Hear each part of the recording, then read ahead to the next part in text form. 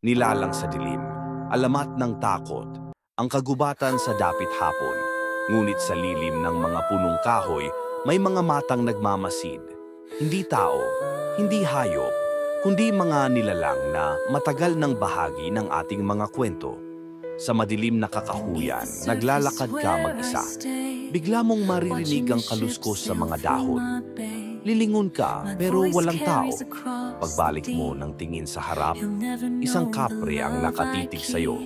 Mataas, mabalahibo, at may sindi ng tabako sa bibig.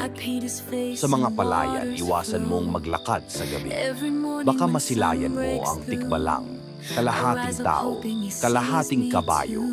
Naglalakad sa ilalim ng buwan, naglalakad ng paurong para lituhin ang sino mang sumusunod. Sa mga ilog at lawa, mag-ingat sa mga engkanto. Sa kanilang mapanlinlang na ganda, marami nang nawawala. Inakit nila sa kanilang mundo ang mga naliligaw, hindi na muling makakabalik.